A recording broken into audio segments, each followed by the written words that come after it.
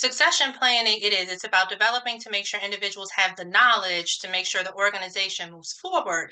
But it also is that space where you are building leaders. And so I know I've had conversations with a lot of people recently with remote work and the pluses and the negatives. And so it is tough sometimes to show somebody how to be a leader if we're only interacting on Zoom. And so how you show up as a leader, when, like you said, when you step in the room, when you set the temperature, you set the tone, you are not only giving knowledge to plan for succession, but you are also showing what leadership looks like, because that's a part of the succession as well. Because like I know, there are a lot of people that can manage a process, but not everybody is truly ready to be a leader. And so succession planning, I think it falls into both categories, is the knowledge piece to make sure that we can make sure operationally we are sound, but also the leadership piece to make sure that those individuals that have the knowledge are truly ready to be leaders. Absolutely. I think a lot of people during the pandemic, again, there was a lot of shift and change, transitioned into leadership roles, and they were only comfortable with managing themselves and managing processes. Absolutely. No So I, strategy. yes, so it is. I think it becomes succession planning becomes a strategic component within an organization. Absolutely. I agree 100%. Yeah. If you were, sitting down with a client and consulting specifically around succession planning, what are maybe three things that you could share in this moment that you really tell organizations, leaders of organizations, this is where they need to start? So I actually have a proven framework and I'm pulling it up. And it's called the Ignite method, right? Ignite, I is identify key roles. So what roles in the organization will you want to focus on as it relates to succession planning? And people come up with those differently, but many times it is those top leaders, those crucial positions where if you have a vacancy there, the rest of the organization is going to fill it. The G is generate and gather process documents. So those are the documents that you're going to use every single time to assess, to determine what the key roles are, what the core competencies are, how you're going to train, and those sorts of things. The N is needs assessment, which is those core competencies. What is needed to fill that role? What does someone need to know to excel in this particular role? The I is identify your internal talent. So who in the organization is already a high performer or high potential that could possibly move into that role? The T is train and develop. And I always like to start when I talk about training and development, I always like to focus on feedback. So once you have trained, once someone is doing a role, what is the feedback? I am really not a proponent of annual evaluations. Okay. I really prefer ongoing communication and feedback so that people are Absolutely. clear on what they're doing great and what they need to improve on so that they can become the best they can be. I think it's very unfortunate that some organizations operate where people are unclear, people aren't doing what's needed, are not filling their duties, and they have not been told.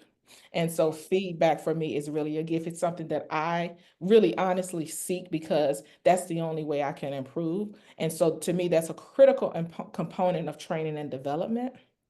And then E, the last letter is to evaluate. So be open to the idea that things may need to change. We may need to pivot a little bit because this may not be working. So you need to have an evaluation process in there where you're looking to see how is this succession planning working and what things do we need to do to make it even better. So that is 6 easy steps. I say easy because it's easy to me, but It's 6 steps, 6 steps that if you follow them, you will have a plan in place. Even if, say, you have someone that's a high performer, and so they're really not ready to take the position just yet, but they're getting the skills necessary. And while they're gaining those skills, they're still helping the organization. And Yep. so it's just a situation where, as I mentioned earlier, all parties win. Yeah. You said a word. So and that's the coach in me, right? So I hear it. And you reference the word pivot. Mhm. What happens when an organization they're following the Ignite theory and they are going through step by step and they're building it out and then that person leaves? What does the pivot look like for that? There are situations where you have either identified high performers, you've identified high potentials, you've even identified others in the organization that may be in a different department, because leadership is leadership in many instances.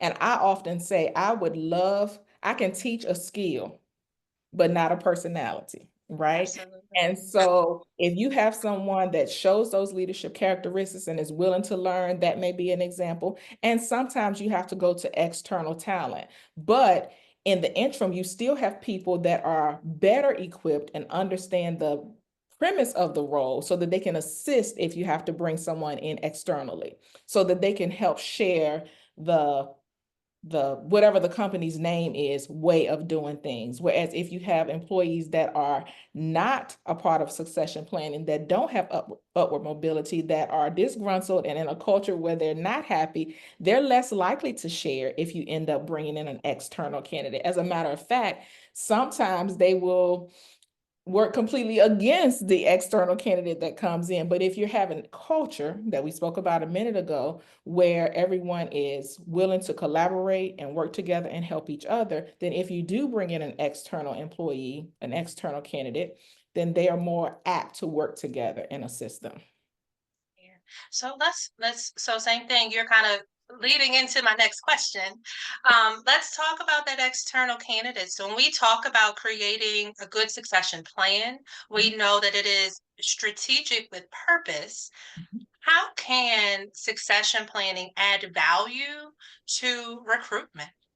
Absolutely. So employees are seeking, especially employees of today, are seeking organizations where the organization is committed to the individual. So if they have two job offers and one of them has pretty much the same salary, but has a robust training and development program, has a career path that leads to upward progression, they're more apt to take that position than one that does not. Gone are the days that the only thing you looked for was pension, because many organizations, quite honestly, no longer have them. Mhm. And quite frankly, many employees aren't going to stay long enough to become vested in 2025. True. Things have changed, and so organizations have to change with it. So the things that employees were looking for 20, 30 years ago are quite different from what they were looking for, or what they're looking for in 2025. And so what they're looking for now is really an organization that values them, that puts their resources into making them the best they can be, so that they can eventually either use it there or use it somewhere else. I tell people that I coach, even when I was working within the organization, I want you to be successful whether you're here or somewhere else. I care about the person. And so sometimes this just isn't a good fit, but I still want to help you be the best that you can be, even if that means that you need to move on.